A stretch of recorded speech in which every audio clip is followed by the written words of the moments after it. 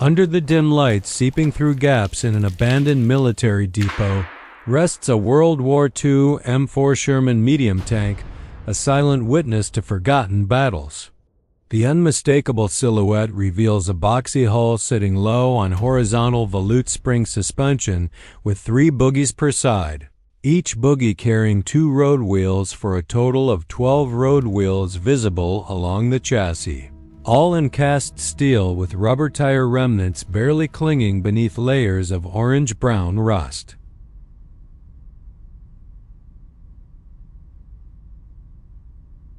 The main hull displays welded armor plates at angles, rivets and weld seams marking the construction, supporting a rotating turret that sits off-center to the right, frozen in position by decades of corrosion. At the front glacis, the armor slopes at a steep angle, the surface covered in thick rust scale and remnants of olive drab paint reduced to tiny islands in oxidation.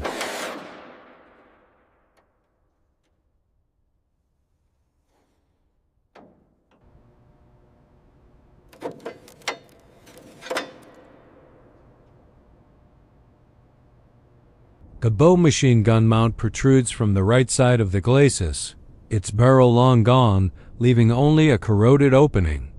The driver's hatch on the left front hull stands partially open, its heavy armored cover sagging on rusted hinges. The turret itself dominates the profile, a cast steel hemisphere with welded plates, showing deep pitting and corrosion across every surface.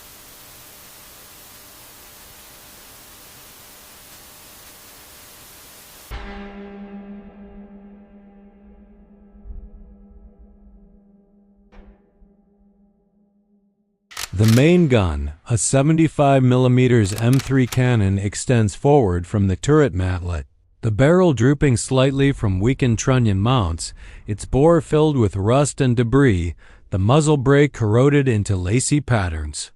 Atop the turret, the commander's cupola rises with vision ports around its circumference, the armored glass long shattered, leaving empty frames. A .50 caliber machine gun mount sits empty, its pintle corroded solid.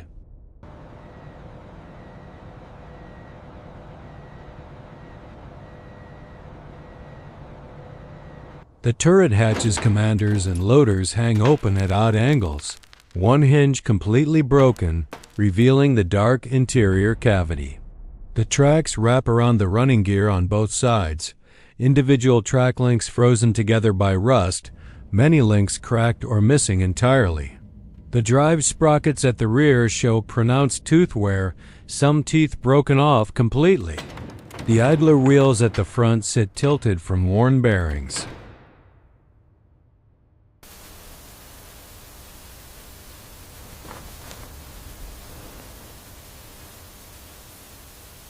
The suspension bogies reveal their complexity. Volute springs compressed and deformed, trailing arms bent from impact damage, shock absorbers seized solid. The hull sides display weld seams, armor plate joints, and scattered impact marks. The engine deck at the rear shows extensive rust perforation, access hatches frozen shut, cooling louvers clogged with decades of accumulated debris. The exhaust pipes emerge from the rear hull, both pipes collapsed and corroded through.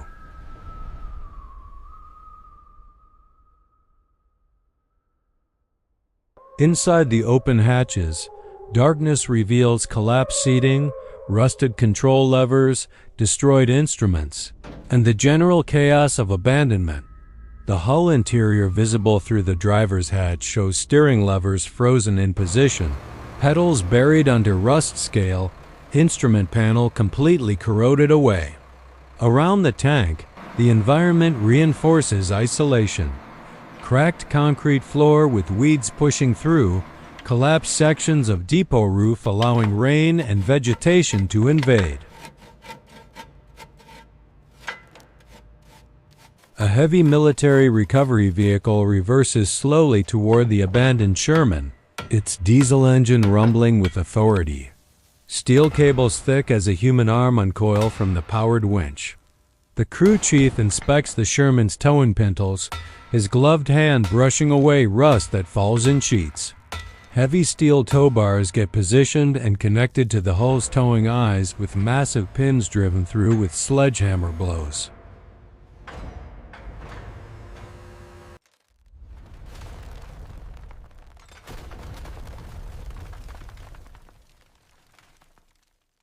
Additional lifting slings wrap around the hull beneath the sponsons. The winch cables go taut with deep groaning. The Sherman doesn't move initially. More tension builds. Suddenly, the tracks break free from the concrete with a sound like thunder. The entire tank lurches backward. The bogies scream in protest. The Sherman begins sliding backward on locked tracks, the metal scraping concrete in a continuous shriek. Steel rollers position under the tracks.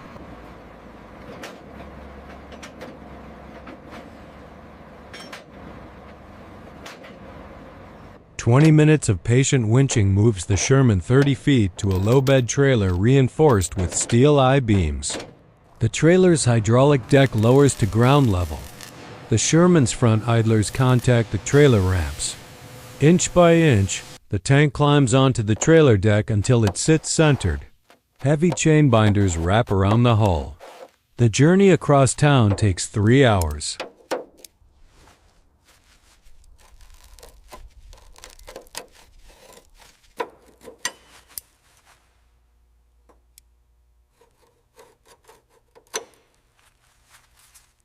The destination reveals itself, a large restoration facility with overhead cranes, welding stations, blast cabinets, and machine tools.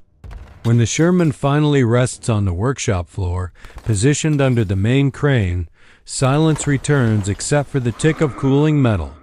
The restorer circles the Sherman slowly, documenting everything.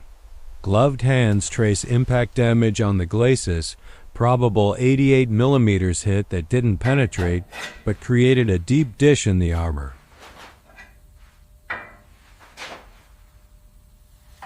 Fingers probe the turret ring, finding it seized solid by rust. The main gun receives close attention, measuring the droop, examining the recoil mechanism. Inside the turret through the open hatches, the devastation becomes clear. The gunner's periscope is shattered, the breech mechanism frozen open, the shell racks empty and corroded, the turret basket floor rotted through. The radio equipment is beyond salvage. The commander's station shows a collapsed seat and destroyed vision blocks.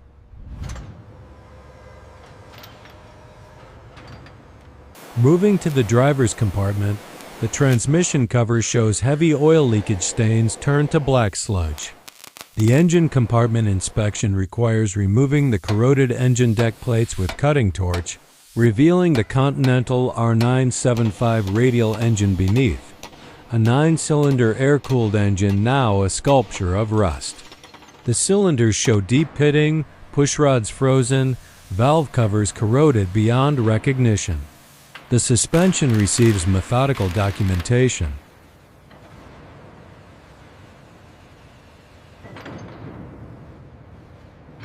Each bogie gets photographed from multiple angles. Days pass in documentation. The disassembly begins with the turret. The overhead crane's hook lowers, connecting to the turret lifting eyes with massive shackles.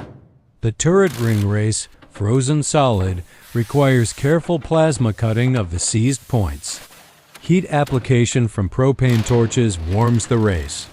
Penetrating oil floods the turret ring channel. Impact hammers strike the turret exterior rhythmically. After hours of work, the turret shifts slightly. The crane takes up tension. The turret lifts 1 inch, then 2, rust scale falling like rain. The turret reezes free of the hull with a deep groaning sound. The crane swings the turret to a dedicated stand. The main gun comes out next. The trunnion caps unbolt after heating. The entire gun assembly slides out of the turret front, lowered carefully to a horizontal rack. Inside the now empty turret, every component gets removed. The gyro stabilizer, the gunner's controls, the ammunition racks, the radio equipment. The turret basket floor comes out in sections. The commander's cupola unbolts from the turret roof. With the turret empty, it becomes a hollow steel shell. The hull disassembly proceeds systematically. The engine and transmission come out as a unit. The transmission mounting bolts require days of penetrating oil before they release. Finally, the Continental engine and transmission lift out together, swinging free of the engine compartment. Inside the empty engine bay, the fuel tanks get removed, ruptured, and leaking. The electrical system gets stripped. Wiring harnesses that crumble to dust. The suspension disassembly requires the hull to be lifted completely. Heavy stands support the hull while the bogies get removed one by one. Each bogie gets set aside for individual restoration. The tracks come off in sections, many links requiring cutting. The drive sprockets unbolt. The idler wheels come off. The hull now sits naked on stands. Surface preparation begins with sandblasting. Each major component enters the blast cabinet separately. The blast media strips away 70 years of rust, paint, and corrosion at high pressure. When the turret emerges, it's transformed.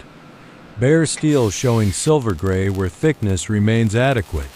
The hull receives similar treatment. The blast reveals the true condition. Some armor plates showing pitting but structurally sound, a few areas requiring plate replacement. The hull floor shows the worst damaged rust holes large enough to fit a fist through. The engine disassembly proceeds in parallel.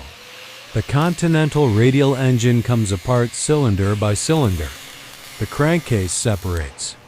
The crankshaft lifts out heavily scored and requiring regrinding. The pistons extract from cylinders. Each component gets cataloged. Most internal parts fall into the replacement category. A complete rebuild kit gets ordered. New pistons, rings, valves, bearings, gaskets. The transmission reveals better news. The gear teeth show wear but remain within tolerance. The case shows no cracks. Welding becomes the primary activity for weeks. The hull floor holes get plasma cut to clean edges, new armor plate cut to fit, beveled for full penetration welds. The welder works slowly, preheating the thick armor, laying down bead after bead. Each repair gets ground smooth. The glacis plate reinforcement requires careful welding. The driver's hatch hinges get rebuilt. The turret receives similar attention. The commander's cupola ring gets machined flat. New vision block frames get fabricated and welded. Machining work happens continuously. The turret ring race gets machined true on a large vertical boring mill, restoring the circular precision necessary for smooth rotation. The hull turret ring receives matching treatment. The main gun barrel presents a challenge. A new barrel liner gets fabricated, inserted, and shrink-fitted. The rifling gets cut fresh. The muzzle brake gets entirely refabricated. The recoil mechanism rebuilds completely. New hydraulic cylinders, new seals, new springs. The road wheels and bogies receive intensive restoration. Each road wheel gets sandblasted. New rubber tires get vulcanized onto the clean steel wheels. The bogie assemblies get rebuilt with new volute springs, new pivot pins, new bushings. Track links by the hundreds get cleaned and sorted. Salvageable links get pins pressed out, bushings replaced. New links fabricate to replace losses. The engine rebuild proceeds in a separate clean room. The crankshaft gets reground undersize. New bearings get installed. The crankcase gets thoroughly cleaned. The cylinders get honed, new oversized pistons fitted. New rings get gapped and installed. The valve train rebuilds with all new components. The carburetor is completely new. When assembly completes, The engine looks nearly new. It goes onto a test stand, fires up after initial reluctance, then settles into the distinctive sound of a radial engine. It runs for an hour, breaks in, then shuts down for final installation. Painting begins with self-etching primer on every bare metal surface. The primer goes on in multiple light coats. After curing, guide coat goes on. Block sanding removes high spots. More primer fills low spots. The process repeats until surfaces are perfectly smooth. The top coat follows military specifications, olive drab number 3. Modern urethane paint mixes to match the original color. Application happens in a spray booth with careful attention to even coverage. Multiple coats build up the finish. Road wheels receive black. No markings go on, no unit insignia, no stars, no tactical numbers. The interior receives appropriate colors: white for some surfaces, olive drab for others, black for floors. Reassembly begins with the hull as foundation. The rebuilt final drives bolt into the hull front. The rebuilt transmission lowers into position. The drive shaft connects transmission to engine. The rebuilt engine lowers into the engine compartment. Engine mounts bolt down. Fuel lines connect. Electrical harness installs completely new wiring throughout. The rebuilt radiators install. Cooling system plumbing connects. The engine deck panels bolt down. The suspension installation begins. Each bogie bolts to its trailing arm mount. The drive sprockets install on their shafts. The idler wheels install at the front. The track links assemble around the running gear, each link pinned to the next. When both tracks complete, they wrap the Sherman in steel belts. Inside the hull, seats install new cushions on rebuilt frames. Control levers mount to their pivots. Instrument panel installs with new gauges. The driver's periscope mounts with new prisms. The bow machine gun mounts in its ball. The turret basket rebuilds with new metal flooring. The main gun assembly slides into the turret front. The breech mechanism functions smoothly. Ammunition racks install. The gunner's station rebuilds with new periscope. The radio equipment mounts. The commander's cupola bolts to the turret roof. The 50 caliber machine gun mounts to its pintle. The crane lifts the completed turret, swinging it over the hull. Workers guide it into position. The turret lowers slowly onto the hull ring. The bearing balls allow immediate smooth rotation.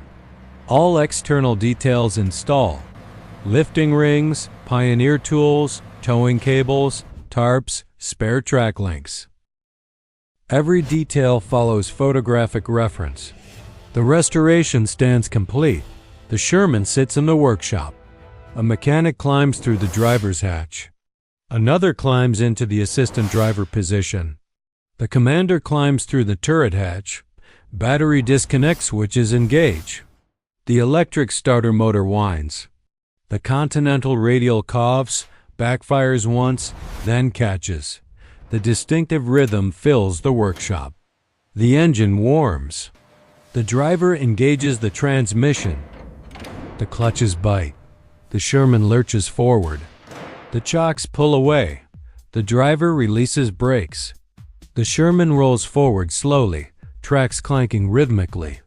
The motion is smooth. The Sherman makes a slow circuit of the workshop floor, turning left, then right. The turret traverses smoothly. The main gun elevates and depresses through full range. The driver stops, shuts down the engine. Silence returns. The comparison sequence begins. The hull exterior. Once rust becomes smooth olive drab. The glacis plate. Deep rust pitting becomes fair smooth armor. The bow machine gun. Empty hole becomes mounted weapon. The driver's hatch. Sagging becomes properly closing. The turret exterior. Rust scaled becomes smooth painted. The main gun. Drooping rusted tube becomes properly aligned barrel. The commander's cupola. Broken vision ports becomes complete cupola. The 50 cal mount, empty pintle becomes mounted weapon. The turret hatches. Hanging broken becomes properly operating. The hull sides. Welded repairs become smooth armor. The suspension bogies. Collapsed springs becomes properly tensioned. The road wheels. Rusty rims becomes new rubber-tired wheels. The tracks. Broken links becomes complete working tracks. The drive sprockets. Broken teeth becomes complete sprockets. The engine deck. Rust perforated becomes solid panels. The exhaust pipes. Collapsed becomes properly formed stacks. The interior driver's station. Corroded becomes restored instruments. The interior turret. Empty shell becomes complete compartment. The gunner's station. Destroyed becomes functioning controls. The radio equipment. Corroded becomes proper installation. The turret basket floor. Rotted becomes solid floor. Each comparison shows transformation. The sequence ends with a full exterior view. The complete Sherman in 3/4 profile, every surface correct, every detail authentic, sitting silent under workshop lights. The camera holds steady. No movement, no sound except the echo of the empty workshop. The restoration is complete.